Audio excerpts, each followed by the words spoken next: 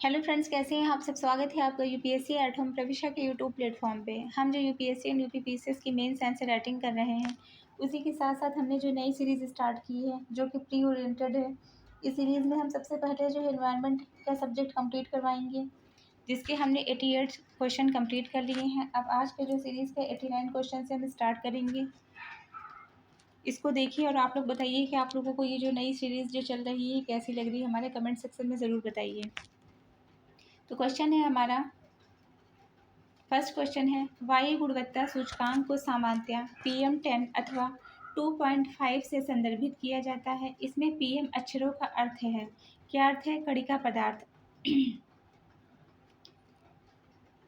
वायु गुणवत्ता सूचकांक को सामान्यतया PM10 अथवा PM2.5 से संदर्भित किया जाता है। इसमें sulphate, nitrate, ammonia, sodium chloride, carbon black, खनिज धूल एवं जल आदि शामिल हैं। WHO के अनुसार 10 माइक्रोन या उससे कम व्यास के वायुकण सबसे खतरनाक वायु प्रदूषक होते हैं। PM का फुल फॉर्म होता है पर्टिकुलेट मैटर्स। इसको हम देखेंगे। नेक्स्ट क्वेश्चन क्या है? धुआं, इसे स्मॉग। इसमें आवश्यक रूप से वायुमंडल में निम्नलिखित की उपस्थिति के कारण होता है। मतलब जो धुआं है वो आवश्यक रूप से मतलब वायुमंडल में जो है कौन से ऐसे जो है फैक्टर है जिनकी उपस्थिति के कारण होता है। कौन सा है? नाइट्रोजन और सल्फर के ऑक्साइड। स्मॉग के निर्माण में नाइट्रोजन तथा सल्फर के ऑक्साइडों का योगदान होता है। स्मॉग वायु को प्रदूषित करता है। कारखानों एवं अन्य वाहनों से उत्पन्न धुएं में नाइट्रोजन ऑक्साइड व नाइट्रोजन डाइऑक्साइड गैसें होती हैं। ये सूर्य प्रकाश में उपस्थित हाइड्रोकार्बन से क्रिया के पश्चात धूम्र जैसे द्वितीय प्रदूषकों को उत्पन्न करती हैं। नेक्स्ट हम देखेंगे, निम्नलिखित में से कौन से द्वितीय प्रदूषक होते हैं? कौन है? स्मॉग। पृथ्वी तल के वायुमंडल के विभिन्न विभिन्न गैसों में संतुलित मिश्रण पाए जाते हैं, परंतु वायु का एक संतुलित सम्मिश्रण पर्यावरण द्वारा निर्धारित सीमाओं से अधिक परिवर्तित होता है, तब वायु प्रदूषित हो जाती है। वायु प्रदूषकों की उत्पत्ति के आधार पर दो वर्गों में इसे विभाजित किया गया है। पहला क्या है? प्राथमिक प्रदूषक। ये वे तत्व होते हैं जो सीधे एक प्रक्रिया से उत्सर्जित हुए, जैसे मोटर गाड़ी से कार्बन मोनोऑक्साइड, कारखानों से sulphur dioxide, carbon dioxide, fly ash आदि। द्वितीयक प्रदूषक, ये सीधे उत्सर्जित नहीं होते हैं बल्कि प्राथमिक प्रदूषक आपस में क्रिया करके द्वितीयक प्रदूषक बनाते हैं। नेक्स्ट हम देखेंगे, सूर्य के प्रकाश में पराबैंगनी विकिरण अभिक्रिया निम्नलिखित में से क्या पैदा करती है? क्या? ओजोन। ऑक्सीजन अणुओं के सौर प्रकाश की पराबैंगनी किरणों के साथ अभिक्रिया से ओजोन का निर्माण होता है। उल्लेखनीय है कि समताप मंडल में इसी प्रक्रिया द्वारा ओजोन का निर्माण होता रहता है। नेक्स्ट हम देखेंगे, निम्नलिखित में से कौन सा एक वायु प्रदूषण की रोकथाम के लिए यंत्रीय विधि नहीं है? कौन सा है? बैग फिल्टर, साइक्लोन कलेक्टर और जो है साइक्लोन सेपरेटर, ये सब आते हैं इसके अंतर्गत। तो वायु प्रदूषण रोकथाम की यंत्रीय विधियां हैं बैग फिल्टर, साइक्लोन कलेक्टर और जो है साइक्लोन सेपरेटर, किंतु जो है साइक्लोन डिवाइडर वायु प्रदूषण की रोकथाम के लिए उचित यंत्र नहीं है। निम्नलिखित में से जो है कौन सा एक वायु प्रदूषक से संबंधित नहीं है? स्मॉग, अम्ल वर्षा और एस्बेस्टोसिस इससे संबंधित है। यूट्रोफिकेशन का संबंध जल प्रदूषण से है, न कि वायु प्रदूषण से। जल में अजैविक एवं जैविक पोषण तत्वों के सांद्रण में वृद्धि को यूट्रोफिकेशन सुपोषण कहते हैं। जल में पोषण पदार्थों की अधिकता भी जीवों को प्रभावित करती है। ये जल की उत्पादकता को बढ़ा देते हैं। इससे जलीय पौधे, शैवाल आदि अधिक वृद्धि करते हैं, जल की सतह को ढक लेते हैं और यह श्वसन क्रिया के लिए जल के अधिकांश ऑक्सीजन का उपयोग करते हैं, जिसके जो है परिणाम स्वरूप जल में ऑक्सीजन की कमी हो जाती है और अन्य जंतु एवं मछली मरने लगती हैं। नेक्स्ट हम देखेंगे, जाड़े की ऋतु में दिल्ली में वायु प्रदूषण उच्च स्तर पर रहता है। दूसरा क्या है? मोटर गाड़ियों में दहन प्रक्रिया जाड़े में बढ़ जाती है। तो इसके अंतर्गत पहला जो है सही है। जाड़े में अपेक्षाकृत ठंडी या भारी वायु मोटर गाड़ियों के द्वारा उत्सर्जित धुआं वातावरण से संघनित हो जाता है, जिसके फलस्वरूप दिल्ली में वायु प्रदूषण का स्तर उच्च हो जाता है, जबकि ठंडे मौसम में गाड़ियों के ईंधन दहन की अपेक्षाकृत कम हो जाता है। भारत के बड़े नगरों में वायु प्रदूषण का सबसे बड़ा स्रोत है परिवहन खंड। भारत के बड़े नगरों में वायु प्रदूषण का सबसे बड़ा स्रोत परिवहन खंड है, जबकि मानवीय एवं प्राकृतिक कारणों से गैसों की निश्चित मात्रा एवं अनुपात में अवांछनीय परिवर्तन हो जाता है। यह वायु में इन गैसों के अतिरिक्त कुछ अन्य विषाक्त गैसें या कणकीय पदार्थ मिल जाते हैं, उसे वायु प्रदूषण कहते हैं। भारत के जो है बड़े शहरों में परिवहन खंड के कारण पेट्रोलियम पदार्थों के अत्यधिक प्रयोग से ही विभिन्न गैसें, धुआं आदि उत्पन्न होते हैं, जो कि प्रदूषण का सबसे बड़ा कारक है। नेक्स्ट हम देखेंगे तेजाब वर्षा एसिड रेन पर्यावरण में निम्नलिखित प्रदूषक से होती है। किसके? नाइट्रोजन के ऑक्साइड और सल्फर के ऑक्साइड। इसके अंतर्गत जो है तेजाब वर्षा या अम्लीय वर्षा पर्यावरण में नाइट्रोजन के ऑक्साइड, सल्फर के ऑक्साइड के प्रदूषण से होता है।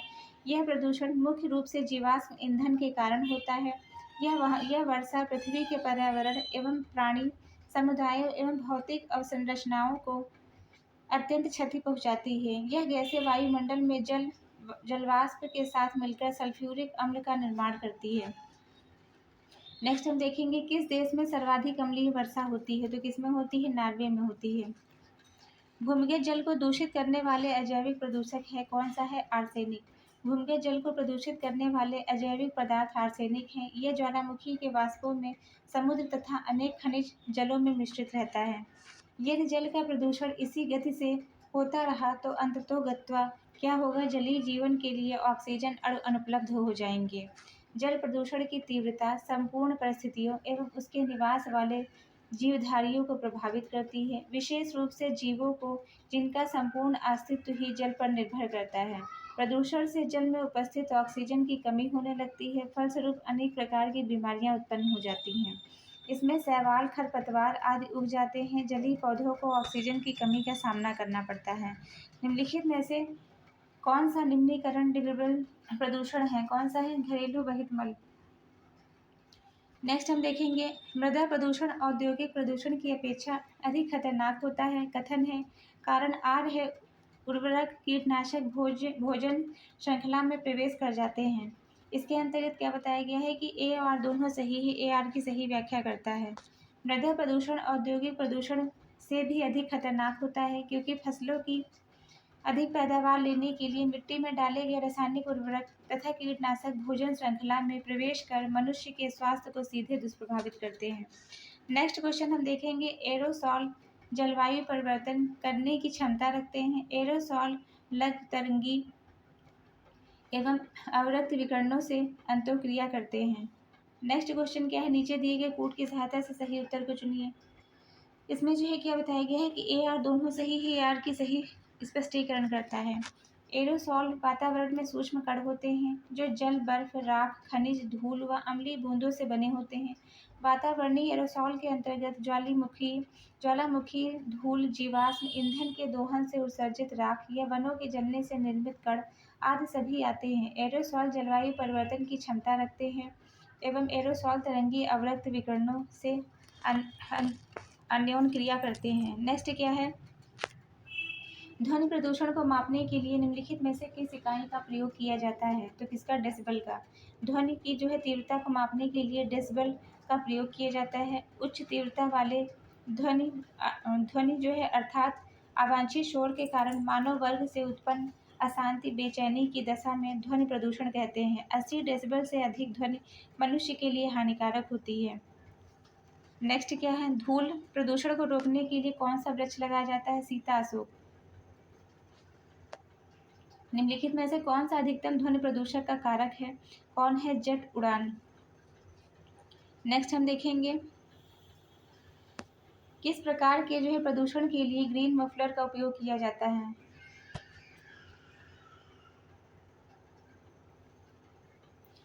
कौन सा जो है प्रदूषण है जिसके लिए ग्रीन मफलर का यूज करते हैं?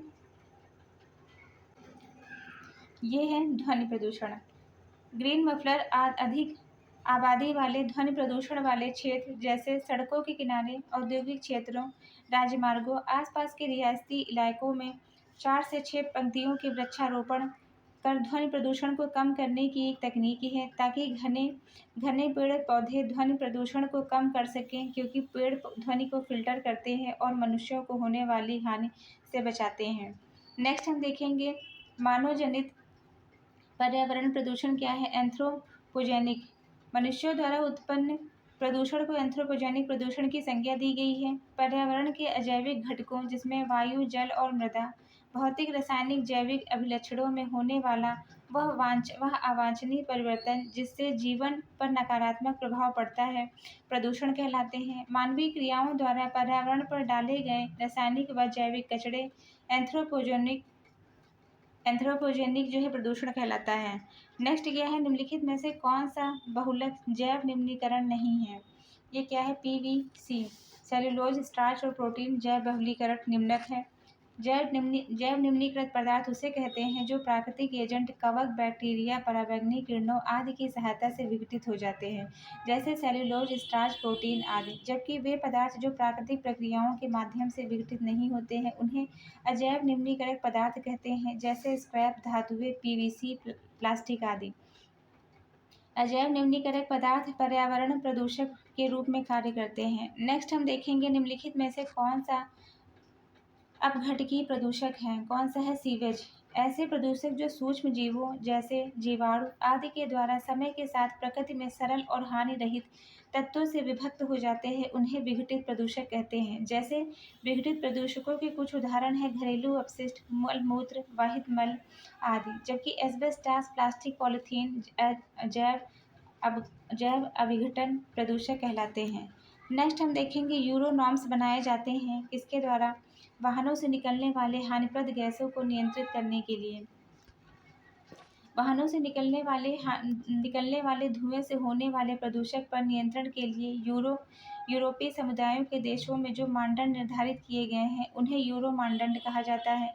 यूरो 1 मानदंड यूरो 2 मानदंडों के मुकाबले उदार है। यूरो 1 में 3, यूरो सेकंड में 4 तरह के प्रदूषककारी तत्वों की मात्रा की जो है बात की गई है। ये कार्बन मोनोऑक्साइड, हाइड्रोकार्बन और नाइट्रोजन के ऑक्साइड, वाष्पशील उत्सर्जन और धूल रूपी तत्व संबंधी मानदंड यूरो सेकंड के तहत आने वाले डीजल वाहनों के बारे में इन चारों प्रदूषणकारी तत्वों को ग्राम प्रति किलोमीटर की इकाई से मापा जाता है।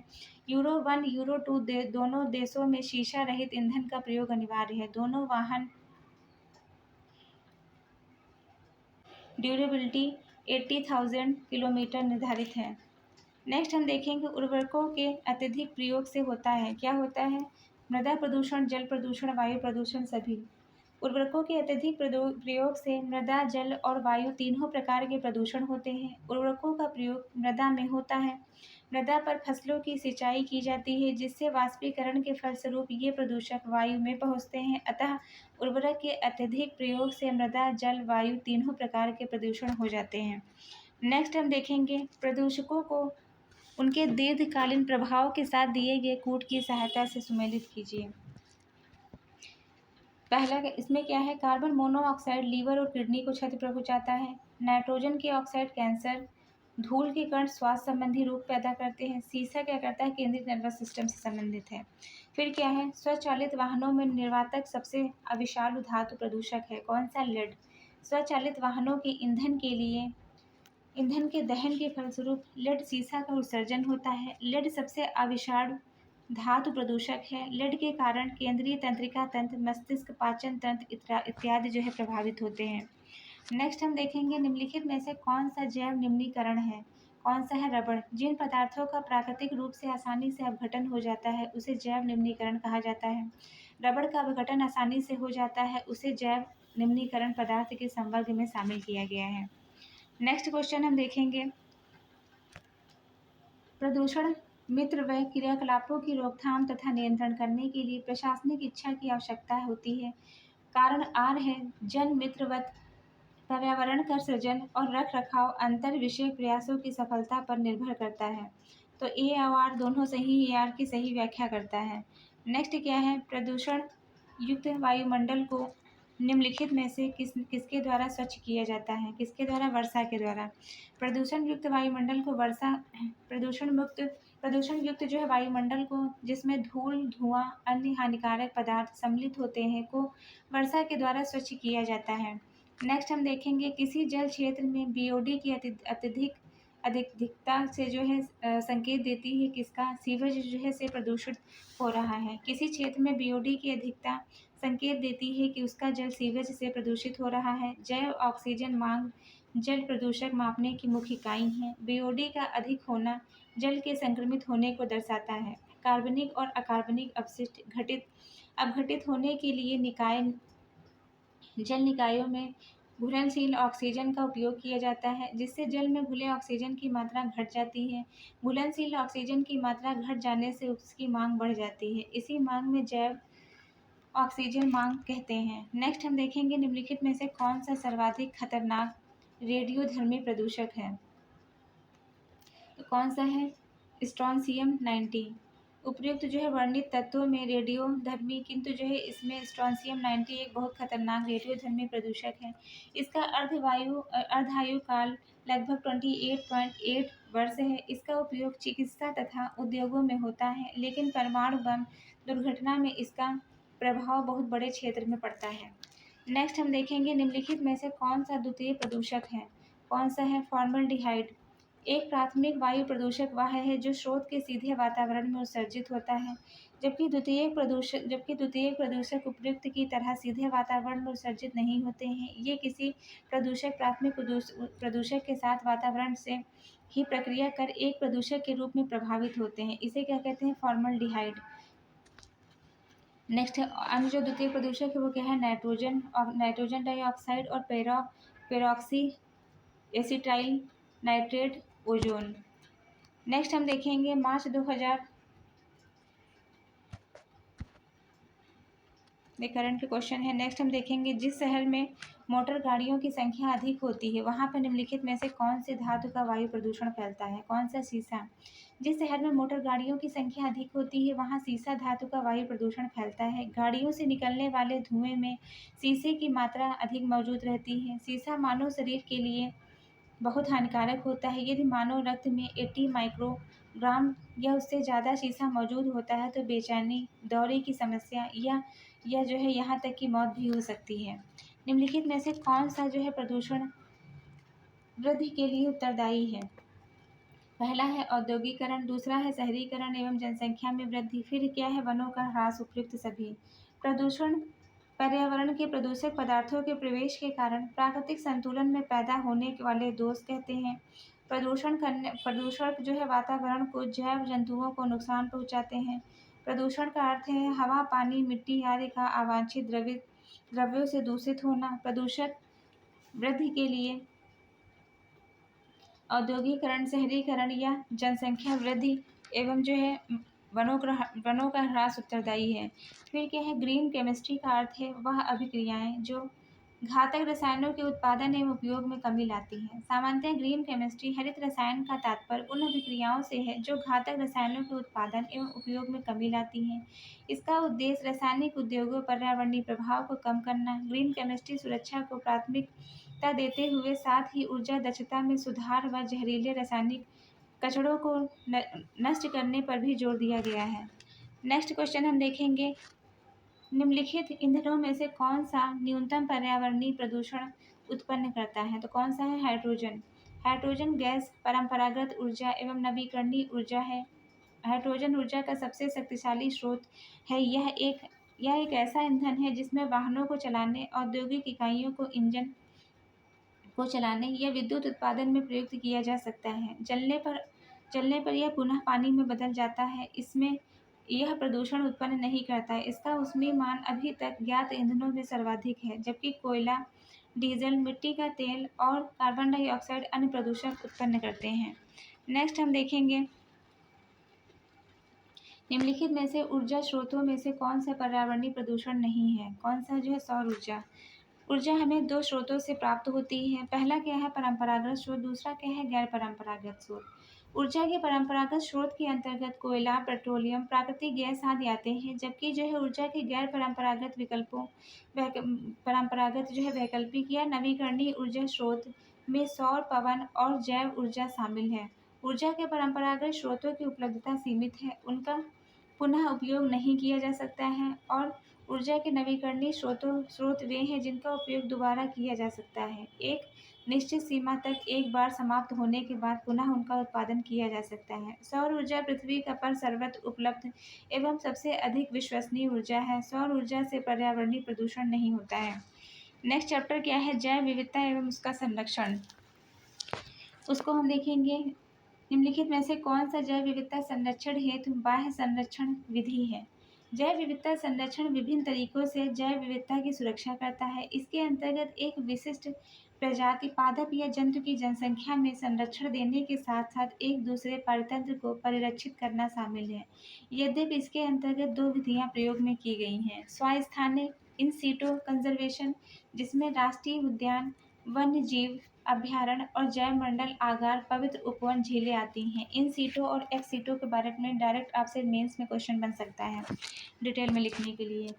एक्स सीटों में क्या है? बीज संग्रहण, जीन बैंक, ऊतक संवर्धन, चिड़ियाघर, वृक्ष उद्यान आदि आते हैं।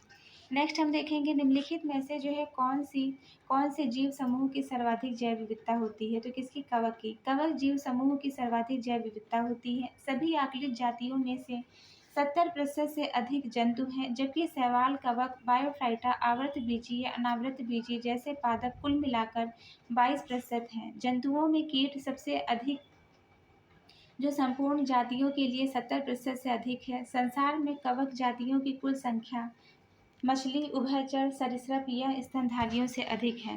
निम्नलिखित में से जो है कौन सा एक जैव विविधता हॉट स्पॉट है? तो ये कौन सा है?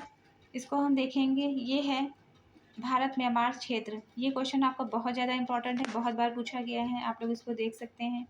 इसको हम डिटेल में देखेंगे कि भारत के जो है कुल 4 जैव विविधता हॉटस्पॉट में से भारत म्यांमार क्षेत्र या हिमालय, सुंडालैंड और पश्चिम घाट अन्य 3 हॉटस्पॉट हैं। भारत, अब ये जो है क्वेश्चन आपका बन चुका है, आगे इसमें से भी क्वेश्चन बन सकता है कि इसको छोड़कर, भारत म्यांमार को छोड़कर हिमालय, सुंडालैंड या पश्चिमी घाट जो है तीनों में से कोई दे दिया जाए, पूछा जाए कि कौन सा जो है जैव विविधता क्षेत्र है। तो जब तक आप इसको जो ये जो चार्ट जो पूरी कंप्लीट किए रहेंगे, जो बॉक्स दिया गया है, तो इससे आपके आगे आने वाले एग्जाम में भी आपसे जो है क्वेश्चन आपसे इजीली जो है टैकल हो जाएंगे। तो इसको हम देखेंगे कि भारत म्यांमार क्षेत्र के अंतर्गत ही अंडमान निकोबार द्वीप समूह को भी शामिल किया जाता है। भारत में पश्चिमी घाट सर्वाधिक जैव विविधता संपन्न क्षेत्र है। उल्लेखनीय है कि हॉट स्पॉट की संकल्पना सर्वप्रथम नॉर्मन मायर्स द्वारा प्रस्तुत की गई थी। संवेदी स्थल को प्रजातिगत समृद्धता, समस्थानिक संकट, अनुभूमि के आधार पर पहचाना जाता है। विश्व में कुल 36 जैव विविधता हॉटस्पॉट हैं। ये पृथ्वी की भू सतह के केवल 2.5% हिस्से पर ही फैले हुए हैं, किंतु ये स्थानिकता के रूप में विश्व की पादप प्रजातियों के आधे से अधिक भाग को समर्थन करते हैं। नेक्स्ट हम देखेंगे निम्नलिखित में से कौन सा उनके घटनाक्रम के अनुसार जो है, देखिए तो इसमें क्या है, इसमें आपको जो है ईयर याद करना पड़ेगा। इसमें क्या है? वन्य जीव संरक्षण अधिनियम 1972, प्रोजेक्ट टाइगर 1973, प्रोजेक्ट हाथी 1992, जैव विविधता 2002। नेक्स्ट हम देखेंगे निम्नलिखित मानस जैव आरक्षित क्षेत्र बायोस्फीयर रिजर्व भारत के निम्नलिखित राज्यों में से किसमें अवस्थित है? तो किसमें है? असम में। नेक्स्ट हम देखेंगे रामसर सम्मेलन संबंधित है किससे? आर्द्रभूमि के संरक्षण से संबंधित है। रामसर सम्मेलन एक अंतर सरकारी संधि है। ये वेटलैंड्स, उनके संसाधनों के संरक्षण और बुद्धिमत्ता पूर्ण उपयोग के लिए राष्ट्रीय अंतर्राष्ट्रीय सहयोग का ढांचा उपलब्ध कराती है। 2 फरवरी 1971 को विश्व के विभिन्न देशों में ईरान में दुनिया के नम भूमि के संरक्षण के लिए एक संधि हस्ताक्षर की गई। वर्ष 2022 की आर्द्रभूमि दिवस की जो थीम थी, इससे आपको कोई मतलब नहीं है क्योंकि ये पुराना हो गया है। नेक्स्ट हम देखेंगे भारत में पर्यावरण सुरक्षा अधिनियम निम्नलिखित में से किस वर्ष पारित किया गया था? तो कब? 1986 में। भारत में पर्यावरण सुरक्षा अधिनियम 1986 में पारित किया गया। भारत में वन सुरक्षा अधिनियम 1980 में और वन जो है जीव सुरक्षा अधिनियम 1972 में पारित किया गया। यह आप पूरे ईयर याद करे रहेंगे तो आपका ये क्वेश्चन जो है ईयर से बनने वाला इजली हो जाएगा। नेक्स्ट क्वेश्चन हम देखेंगे। नीचे जो है 2 कथन दिए गए हैं, जिसमें से एक को कथन ए और दूसरे को कथन कारण आर कहा गया है। कथन ए क्या है? उष्णकटिबंधीय देशों में तितलियों की तितलियों की प्रजातियाँ सर्वाधिक पाई जाती हैं। कारण आर क्या है? तितलियाँ कम तापमान में नहीं रह सकती हैं। नीचे दिए गए कोड के अनुसार जो है सही उत्तर दीजिए। तो ए आर दोनों सही है, ए आर की सही व्याख्या करता है। उष्णकटिबंधीय देशों में तितलियों की जो है प्रजातियाँ सबसे ज़्यादा पाई जाती हैं। तितलियाँ जो है कम तापमान में नहीं रह सकती हैं, मतलब उष्णकटिबंधीय जो रीजन है बहुत जो है गर्म होता है, इसलिए जो है वहाँ का टेम्परेचर ज़्यादा है, इसकी वजह से जो है वहाँ पे तितलियाँ ज़्यादा पाई जाती हैं। तो इसका सीधा मतलब ये निकलता है कि तितलियाँ जो है कम टेम्परेचर वाले रीजन में नहीं रह सकती हैं, वहाँ सर्वाइव ही नहीं कर पाएंगी। इसलिए जो है उष्णकटिबंधीय जो रीजन है वहाँ पे जो है तितलियाँ ज़्यादा पाई जाती हैं। तो इसको हम देखेंगे। उष्णकटिबंधीय देशों में तितलियों की प्रजातियां सर्वाधिक पाई जाती हैं क्योंकि ये कम तापमान में जीवित नहीं रह पाती हैं। वास्तव में तितलियां अनियतापी कोल्ड ब्लडेड होती हैं, इसलिए इसके अनुकूल उष्ण जलवायु वाला क्षेत्र होता है। तितलियों की सर्वाधिक संख्या उष्णकटिबंधीय जलवायु क्षेत्रों में पाई जाती हैं। फिर क्या है? निम्नलिखित कथनों में से कौन सा सत्य नहीं है? इसमें जो है क्या है? उष्णकटिबंधीय शीतोष्ण जो है क्षेत्र की अपेक्षा अधिक जातियों को आश्रय देता है। विशालतम जैव विविधता अमेजनी वर्षा वनों में पाई जाती है। जाति विविधता शीतोष्ण जो है क्षेत्रों में ध्रुवों की ओर घटती जाती है। पहला जो है गलत है। नेक्स्ट हम देखेंगे। झीलों में पोषक तत्वों की प्रचुरता कहलाती है। क्या कहलाती है? न्यूट्रोफिकेशन। झीलों में पोषक तत्वों की प्रचुरता न्यूट्रोफिकेशन कहलाती है। न्यूट्रोफिकेशन की प्रक्रिया में जलाशय में पौधे तथा शैवाल का विकास होता है। इसके अलावा जल में बायोमास की उपस्थिति के कारण उस जल में ऑक्सीजन की मात्रा भी कम हो जाती है। नेक्स्ट हम देखेंगे। भारत सरकार ने नॉर्वे सरकार के साथ मिलकर एक जैव विविधता नीति एवं कानून केंद्र की स्थापना की। कहाँ पे? चेन्नई में। नेक्स्ट क्या है? राष्ट्रीय जैव विविधता अथॉरिटी का मुख्यालय अवस्थित है कहाँ पे? चेन्नई में। राष्ट्रीय जैव विविधता प्राधिकरण भारत के जो है पर्यावरण एवं मंत्रालय की जो है अधीन एक स्वायत्त संस्था है। राष्ट्रीय जैव विविधता अधिनियम 2002 के प्रावधानों को लागू करने के लिए इसकी स्थापना वर्ष 2003 में की गई थी। इसका मुख्यालय चेन्नई में स्थित है। तो ये जो फैक्ट ऊपर था उससे रिलेटेड दूसरा क्वेश्चन बन गया है। फिर क्या हम देखेंगे? निम्नलिखित पारिस्थितिकी तंत्रों में से किसमें प्रजाति विविधता सापेक्षता काफ़ी अधिक होती है? तो किसमें होती है? उष्णकटिबंधीय वर्षावन में और कोरल रीफ में। इसको हम देखेंगे। क्वेश्चन आपका बहुत ही ज़्यादा इंपॉर्टेंट है। यूपीपीसीएस 2000 जो है 18 में, 16 में, 14 में, 12 में पूछा गया है। आरओ में भी जो है 2017 में क्वेश्चन पूछा जा चुका है। नेक्स्ट हम देखेंगे। विश्व जैव विविधता दिवस कब मनाया जाता है? ये मनाया जाता है 22 मई को। जैव विविधता से तात्पर्य पृथ्वी पर पाए जाने वाले जीवों की विविधता से है। जैव विविधता शब्द का सर्वप्रथम प्रयोग W.G. रोजन द्वारा 1985 में किया गया था। जैव विविधता के मुद्दों के प्रचार प्रसार के लिए प्रत्येक वर्ष 22 मई को विश्व जैव विविधता दिवस मनाया जाता है। तो विश्व जैव विविधता दिवस मनाया जाता है 22 मई को। और 22 अप्रैल को क्या मनाया जाता है? हमारे कमेंट सेक्शन में आप लोग बताइए। नेक्स्ट क्या है? भारत का प्रथम national centre for marine biodiversity किस शहर में अवस्थित है? ये कहाँ पे है? जामनगर में। जैव विविधता का सबसे महत्वपूर्ण पहलू क्या है? पारिस्थितिकी तंत्र का निर्वहन करना। किसी प्राकृतिक प्रदेश में पाई जाने वाली जीव जंतुओं एवं पादपों की बहुलता को जैव विविधता कहते हैं। जैव विविधता शब्द का प्रयोग सर्वप्रथम 1985 में वॉल्टर जी रेजन ने किया था। ये फैक्ट भी आपसे डायरेक्ट पूछा जा सकता है कि जैव विविधता का जो शब्द का जो प्रयोग है सबसे पहले किसने किया था? तो ये वॉल्टर जी रेजन ने किया था, सर्वप्रथम 1985 में किया था। पारिस्थितिकी तंत्र के निर्वहन का आधारभूत कारण जैव विविधता ही होती है। फिर नेक्स्ट क्वेश्चन क्या है? नेक्स्ट क्वेश्चन है जैव विविधता को निम्नलिखित में से किस प्रकार से परिभाषित किया गया है? किसी पर्यावरण में विभिन्न प्रजातियों की विस्तार सीमा। जैव विविधता किसी पर्यावरण में विभिन्न प्रजातियों की विस्तार सीमा को दर्शाता है। फिर नेक्स्ट क्वेश्चन क्या है? सर्वाधिक जैव विविधता पाई जाती है कहाँ पे? शांत घाटी में। केरल स्थित शांत घाटी में सर्वाधिक जैव विविधता पाई जाती है। केरल के पलक्कड़ जिले में यह पश्चिमी घाट पर्वतों का हिस्सा है। कश्मीर घाटी जम्मू कश्मीर, फूलों की घाटी उत्तराखंड में, सुरमा घाटी हिमाचल प्रदेश में स्थित है। फिर क्या है? रेड डाटा बुक का संबंध है किससे? विलुप्त संकट से ग्रस्त जीव जंतुओं की से। रेड डाटा बुक संकटग्रस्त पादपों, जंतुओं आदि से संबंधित होती है। IUCN की इस सूची को इसे जारी किया गया है। किसी प्रजाति को विलुप्त उस दशा में माना जाता है जब वह अपने आवास में 50 वर्षों तक ना देखी जाए। नेक्स्ट हम देखेंगे जैव विविधता को अधिकतम संकट है किससे? प्राकृतिक निवास एवं पारिस्थितिकी वनस्पतियों के विनाश से। तो ये जो है इसको हम डिटेल में देखेंगे। जैव विविधता से तात्पर्य पृथ्वी पर पाए जाने वाले जीवों की विविधता से है। साधारण शब्दों में जैव विविधता का अर्थ किसी निश्चित भौगोलिक क्षेत्र में पाए जाने वाले जीवों एवं वनस्पतियों की संख्या से होता है तथा इसका संबंध पौधे के प्रकारों, प्राणियों एवं सूक्ष्म जीवों से है। जैव विविधता शब्द का प्रयोग WC रोजन द्वारा 1985 में किया गया था। जैव विविधता को अधिकतम संकट प्राकृतिक निवास एवं वनस्पतियों के विनाश से संबंधित है। जलवायु परिवर्तन, बढ़ते प्रदूषण स्तर, मानव द्वारा प्राकृतिक संसाधनों के अंधाधुंध दोहन से विभिन्न प्रजातियों के आवास नष्ट हो रहे हैं, जिनके कारण बहुत सी प्रजातियां विलुप्त हो रही हैं या नष्ट होने की कगार पर हैं। नेक्स्ट हम देखेंगे ब्रह्म कमल प्राकृतिक रूप से पाया जाता है। कहाँ पे पाया जाता है? यह फूलों की घाटी में पाया जाता है। यह पुष्प उत्तराखंड के पिथौरागढ़ में स्थित फूलों की घाटी में पाया जाता है।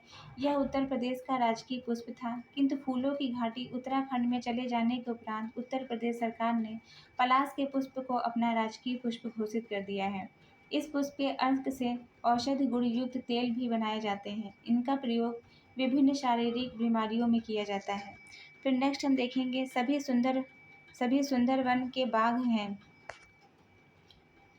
अच्छे तैराक, नरभक्षी, मछली और जल जीव भोजी उपयुक्त सभी सुंदरवन के सभी बाग अच्छे तैराक, नरभक्षी, मछली एवं जल जीव भोजी हैं। फिर नेक्स्ट क्या है? नेक्स्ट क्वेश्चन आपका है संयुक्त राष्ट्र ने दशक 2011-2020 को संयुक्त राष्ट्र के निम्नलिखित दशक के रूप में घोषित किया। तो किसके रूप में? जैव विविधता दशक के रूप में घोषित किया। 2011 से 2020 को जैव विविधता दशक के रूप में घोषित किया। फिर नेक्स्ट हम देखेंगे भीतरकनिका कहाँ पे है? उड़ीसा में है। संथानम कोट्टा झील केरल में है। कांजली कहाँ पे है? पंजाब में है। दीपोर बिल है असम में। नेक्स्ट क्या है? इंद्रावती है छत्तीसगढ़ के दांतेवाड़ा में। हेमिस है लद्दाख में। बेतला है झारखंड पलामू में। नेवरा घाटी है पश्चिम बंगाल के दार्जिलिंग में। ये जो मैचिंग में ये जो चार्ट जो है इसको आप लूसेंट की बुक से जो इसमें जो चार्ट दी हुई उससे आप उसको कंप्लीट कर सकते हैं। दूसरा हम देखेंगे जैव विविधता से भरपूर ग्रेट हिमालयन राष्ट्रीय उद्यान निम्नलिखित में से किस राज्य केंद्र शासित प्रदेश में स्थित है? तो ये कहाँ स्थित है? हिमाचल प्रदेश में। अरुणाचल प्रदेश में जो है नमथा मेलिंग राष्ट्रीय उद्यान, सिक्किम में कंचनजंगा, जम्मू कश्मीर में सलीम अली, डाचीगम, हेमिस राष्ट्रीय उद्यान स्थित है। नेक्स्ट हम देखेंगे ग्रीन हाउस गैस और उनके प्रभाव। पहला क्वेश्चन क्या है? ग्रीन हाउस गैस में कौन सी गैस मुख्य भूमिका निभाती है? तो वह कौन सी है? ग्रीन हाउस गैस में कार्बन डाइऑक्साइड मुख्य रूप से जो है भूमिका निभाती है। हरित गृह ग्रीन हाउस गैसों में कार्बन डाइऑक्साइड सबसे प्रमुख गैस है जो आमतौर पर जीवाश्म ईंधनों के जलने से उत्सर्जित होती है। वातावरण में यह गैस 0.5% प्रति वर्ष की दर से बढ़ रही है तथा इसकी तपन क्षमता 1 है। वर्तमान में मानवीय कारणों से वातावरण में ग्रीन हाउस गैसों की बढ़ती मात्रा वैश्विक तापन व जलवायु परिवर्तन का कारण बनी हुई है। वातावरण में प्राकृतिक रूप से पाई जाने वाली प्रमुख ग्रीन हाउस गैसें हैं कार्बन डाइऑक्साइड, मीथेन और जलवाष्प। नेक्स्ट हम देखेंगे दिसंबर 2011 में क्योटो प्रोटोकॉल संधि से हटने वाला प्रथम देश कौन सा था? वह कौन सा था? कनाडा। ग्रीन हाउस गैसों को नियंत्रण के लिए 1997 में जापान के शहर टोक्यो में क्योटो प्रोटोकॉल को स्वीकार किया गया। 16 फरवरी 2005 को प्रभावी हुआ। इसकी विभेदकारी नीतियों के कारण वर्ष 2011 में कनाडा ने इस प्रोटोकॉल से स्वयं को अलग कर लिया। ऐसा करने वाला कनाडा दुनिया का प्रथम देश बना। वर्ष 2017 में पश्चिम अमेरिका पेरिस समझौता से स्वयं को अलग कर क्योटो प्रोटोकॉल की प्रतिभागिता को मानने से इनकार कर दिया। नेक्स्ट हम देखेंगे ग्रीन हाउस प्रभाव यदि रोका न गया तो अगले 100 वर्षों में उसके फलस्वरूप पृथ्वी के समुद्री स्तर और तापमान जो है दोनों में जो है वृद्धि हो जाएगी। ग्रीन हाउस प्रभाव में कुछ गैसों के कारण पृथ्वी का तापमान धीरे धीरे बढ़ रहा है। यदि इसे रोका नहीं गया तो अगले 100 वर्षों में तापमान और समुद्र के स्तर दोनों में इतनी वृद्धि हो जाएगी कि पृथ्वी पर जीवन जी पाना संकट में हो जाएगा। निम्नलिखित में से कौन सा हरित गृह गैस नहीं है? ऑर्गन ग्रीन हाउस गैस नहीं है। ग्रीन हाउस गैसों में मुख्यतः कार्बन डाइऑक्साइड, जलवाष्प, chlorofluorocarbon, methane, ozone, nitrous oxide आदि आती हैं। तो ये फैक्ट आप लोग याद कर लीजिएगा। आप इससे रिलेटेड कोई भी क्वेश्चन बनेगा आप लोगों का इजली हो जाएगा। निम्नलिखित गैसों में से कौन सा एक ग्रीन हाउस गैस नहीं है? तो कौन सा नहीं है?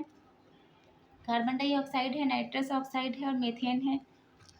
ऑक्सीजन ग्रीन हाउस गैस नहीं है। ग्रीन हाउस गैस नहीं है। ग्रीन हाउस गैस वायुमंडल में उपस्थित वह गैस होती है जो तापीय अवरक्त विकिरण की रेंज के अंतर्गत विकिरणों का अवशोषण एवं उत्सर्जन करती हैं। पृथ्वी के वायुमंडल में पाई जाने वाले प्रमुख ग्रीन हाउस गैसें हैं जलवाष्प, कार्बन डाइऑक्साइड, मीथेन और नाइट्रस ऑक्साइड। हरित गृह प्रभाव ग्रीन हाउस इफेक्ट के अभाव में भू सतह का औसत तापमान है 18 डिग्री सेल्सियस। हरित गृह प्रभाव के अभाव में भू सतह पर औसत तापमान 18 डिग्री सेल्सियस होगा।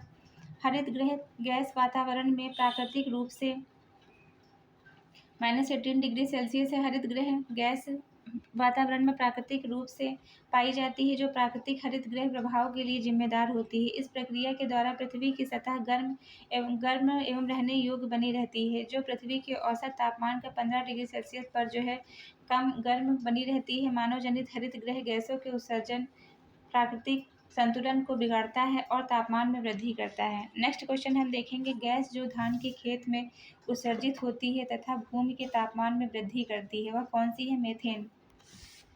मीथेन गैस धान के खेत में उत्सर्जित होती है तथा भूमि के तापमान में जो वृद्धि करती है। मीथेन को मास गैस भी कहते हैं। यह एक रंगहीन, जल में अविलेय, वायु से हल्की गैस होती है। प्राकृतिक रूप से मीथेन गैस पृथ्वी की सतह के नीचे पेट्रोलियम के पदार्थ, दलहनी भूमि आदि में पाई जाती है। पशुओं की जुगाली करने पर भी मीथेन गैस का जो उत्सर्जन होता है। Methane gas green house gas प्रभाव पैदा करती है। फिर क्या है?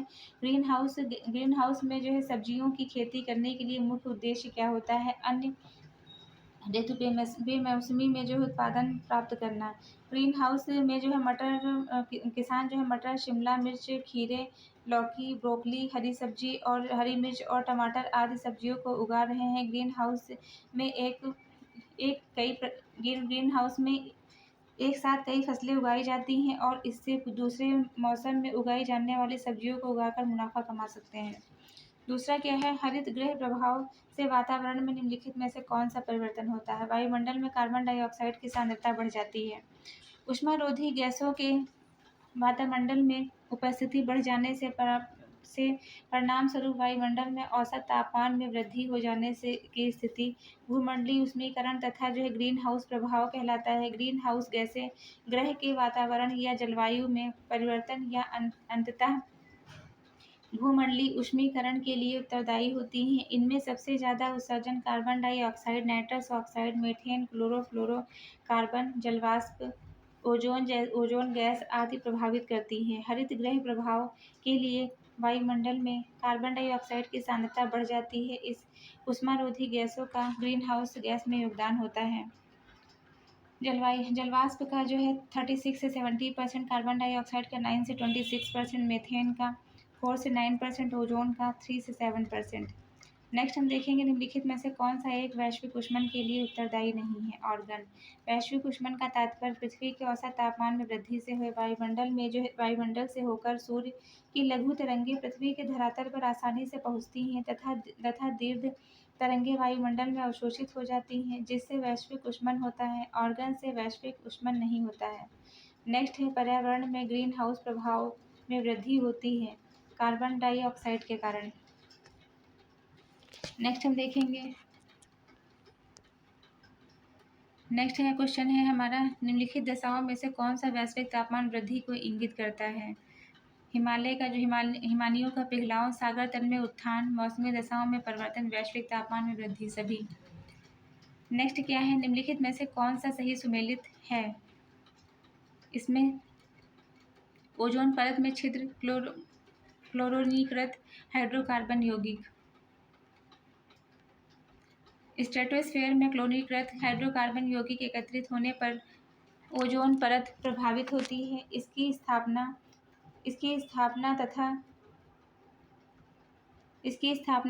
HFCs द्वारा जो है होती है। कार्बन टेट्राक्लोराइड, हैलोजन गैसों तथा जो है मिथाइल क्लोरोफॉर्म भी ओजोन का अवक्षय करते हैं। नेक्स्ट है, ग्रीन हाउस गैसों के उत्सर्जन में जिस देश का सर्वाधिक योगदान है वो कौन सा है?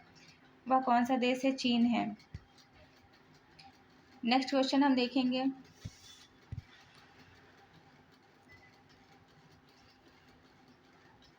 मैनचेस्टर विश्वविद्यालय के वैज्ञानिकों ने हाल ही में भू अभियंत्रण तथा पैसिफिक सागर के ऊपर चमकीले बादल उत्पन्न कर ग्लोबल वार्मिंग के बढ़ने पर रोक लगाने का सुझाव दिया। इसकी पूर्ति के लिए वातावरण में क्या छिड़का जाता है? सिल्वर लवण। नेक्स्ट हम देखेंगे, निम्नलिखित में से कौन सा तंत्र सही सुमेलित नहीं है? Carbon dioxide thermal power station, chlorofluorocarbon automobile, ये गलत है। नाइट्रस ऑक्साइड जलमग्न धान के खेत, सल्फर डाइऑक्साइड ईंट के भट्ठे। नेक्स्ट हम देखेंगे, निम्नलिखित में से जो है किस देश में ग्रीन हाउस गैस के उत्सर्जन की कमी करने हेतु 2019 में कार्बन टैक्स लगाने की घोषणा की गई? सिंगापुर में। सिंगापुर जलवायु परिवर्तन का वैश्विक समझौते को प्रभावी बनाने के रूप में कंपनियों को अधिक प्रतिस्पर्धी बनाने और ग्रीन हाउस गैसों के उत्सर्जन में कटौती करने के लिए 2019 से एक कार्बन टैक्स लगाने की घोषणा की है। निम्नलिखित में से कौन ग्रीन हाउस गैस नहीं है? तो ये क्वेश्चन कई बार हमने रिपीट करवाया है। नेक्स्ट हम देखेंगे, जलवायु परिवर्तन एवं उससे संबंधित संगठन और सम्मेलन। इसके अंतर्गत जो पहला क्वेश्चन है वो क्या है? जलवायु परिवर्तन एवं अंतरशासकीय पैनल को किस सन में स्थापित किया गया था? 1988 में। जलवायु परिवर्तन अंतरशासकीय पैनल 1988 में स्थापित किया गया था। नेक्स्ट क्या है, निम्नलिखित में से कौन सा वैश्विक तापवृद्धि ग्लोबल वार्मिंग का प्रभाव है? समुद्र जो है जल का बढ़ना, ये भी आप लोगों ने देखा था, इसके पहले भी हम क्वेश्चन करवा चुके हैं। दूसरा है हिमनदी का पिघलना, बीमारियों का फैलना। फिर है प्रवाल भित्तियों का विरंजन होना सभी। वर्तमान में मानवीय गतिविधियों के कारण उत्पन्न ग्रीन हाउस के प्रभाव स्वरूप पृथ्वी के दीर्घकालीन औसत तापमान में वृद्धि हुई है और वृद्धि को वैश्विक तापन कहा जाता है। वैश्विक तापन के प्रभाव से निम्नलिखित हो सकते हैं: समुद्र जल तल का पिघलना, हिमनदी का पिघलना, बीमारियों का फैलना, प्रवाल भित्तियों का विरंजन, नदियों में बाढ़, वर्षा प्रतिरूप में परिवर्तन, प्रवसन में वृद्धि। नेक्स्ट हम देखेंगे, जलवायु परिवर्तन पर भारत की राष्ट्रीय कार्य योजना कब लोकार्पित हुई? 2008 में। ये फैक्ट आपका 2016-2018 के पेपर में पूछा जा चुका है। नेक्स्ट हम देखेंगे, निम्नलिखित में से कौन सा हरित जलवायु कोष के लिए सही नहीं है? इसकी स्थापना डरबन में आयोजित की गई थी, ये फैक्ट गलत है। हरित जलवायु कोष की स्थापना COP16 के अनुच्छेद 11 के तहत वित्तीय तंत्र के परिचालन संस्था के रूप में की गई थी। यह एक विकासशील देशों में कार्यक्रमों एवं नीतियों का संचालन करेगा एवं विकसित देश इसके लिए कोष प्रदान करेंगे। नेक्स्ट है, निम्नलिखित में से किसने जलवायु परिवर्तन का क्रायोजेनिक संकेतक प्राप्त किया है? आइस कोर ने। आइस कोर से पिघलने से जलवायु परिवर्तन का क्रायोजेनिक संकेतकांक प्राप्त होता है। नेक्स्ट क्वेश्चन क्या है? जलवायु परिवर्तन का कारण है उपयुक्त सभी। ग्रीन हाउस गैसें, ओजोन परत का क्षरण, प्रदूषण, उपयुक्त सभी। मौसम में किसी भी बाह्य या अंतर कारणों की वजह से दीर्घकालीन परिवर्तन होना ही जलवायु परिवर्तन कहलाता है। ग्रीन हाउस गैसें, ओजोन परत या क्षरण, विभिन्न प्रकार के प्रदूषक जलवायु प्रदूषण परिवर्तन के प्रमुख कारण हैं। इसके अतिरिक्त पृथ्वी पर पहुंचने वाला सौर ऊर्जा में परिवर्तन, पृथ्वी के वायुमंडल एवं सतह की परावर्तकता में परिवर्तन, जीवाश्मिक ईंधनों का आधिकारिक प्रज्वलन, तेल चलित स्वचालितों की संख्या, विस्फोटक एवं अत्यधिक वनोन्मूलन आदि जलवायु परिवर्तन के कारण हैं। नेक्स्ट हम देखेंगे, निम्नलिखित में से कौन सा जलवायु परिवर्तन के प्रमुख कारक हैं। जीवाश्म ईंधन का अत्यधिक प्रज्वलन, तेज चलित स्वचालित संख्या का विस्फोटन, अत्यधिक वनोन्मूलन के साथ साथ सौर धधक में वृद्धि की जलवायु परिवर्तन का प्रमुख कारण है। नेक्स्ट क्वेश्चन क्या है, निम्नलिखित नीचे दो वाक्यांश दिए गए हैं। कथन ए, प्राकृतिक वनस्पति जलवायु का ही सही सूचकांक है। कारण आर, जलप्रिय पौधे आर्द्र जलवायु में पाए जाते हैं। तो ए आर दोनों सही, आर की सही व्याख्या नहीं करता है। प्राकृतिक वनस्पति जलवायु का ही सही सूचकांक है। वायुमंडल में वैश्विक तापन से प्राकृतिक वनस्पति में भी परिवर्तन हो रहे हैं। जलप्रिय पौधे आर्द्र या दलदली भूमि में पाए जाते हैं। अर्थात कथन और कारण दोनों सही हैं, लेकिन कथन कारण की सही व्याख्या नहीं करता है। नेक्स्ट क्वेश्चन है, निम्नलिखित औद्योगिक क्षेत्रों में से समूहों में से किसने क्योटो प्रोटोकॉल पर हस्ताक्षर को स्वीकार नहीं किया था। तो किसने, संयुक्त राष्ट्र अमेरिका और ऑस्ट्रेलिया ने। क्योटो प्रोटोकॉल संयुक्त राष्ट्र के परिवर्तन बदलाव पर फ्रेमवर्क के संशोधन से संबंधित है, जो वैश्विक तापमान वृद्धि का एक अंतर्राष्ट्रीय संधि है। यह जलवायु परिवर्तन से संबंधित है। इस पर समझौता जापान के क्योटो शहर में दिसंबर 1997 में 16 मार्च 1998 से 15 मार्च 1999 तक हस्ताक्षर के लिए खुला था। अमेरिका 2001 में इस संधि से हट चुका था। ऑस्ट्रेलिया इस संधि में शामिल नहीं है। नेक्स्ट क्या है, नेक्स्ट क्वेश्चन है, नीचे दिए गए वक्तव्य दिए गए हैं। कथन और कारण। कथन ए कहता है कि भारत में जलवायु परिवर्तन से सामाजिक तनाव बढ़ रहा है। कारण आर कहता है कि मौसम की चरम दशा की बारंबारता एवं तीव्रता से खाद्य सुरक्षा पर गंभीर प्रभाव पड़ रहा है। ए और आर दोनों सही, आर की सही व्याख्या करता है।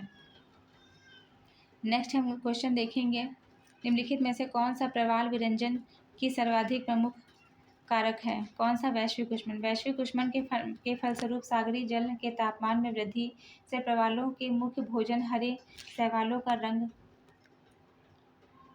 प्रकाश संश्लेषण में बाधा उत्पन्न करने के कारण सफ़ेद हो जाता है, जिसे प्रवाल ग्रहण नहीं करते हैं, मरने लगते हैं। इसे ही प्रवाल विरंजन की संज्ञा दी गई है। वैश्विक ऊष्मन के कारण प्रवाल विरंजन से सर्वाधिक दुष्प्रभावित हिंद महासागर है।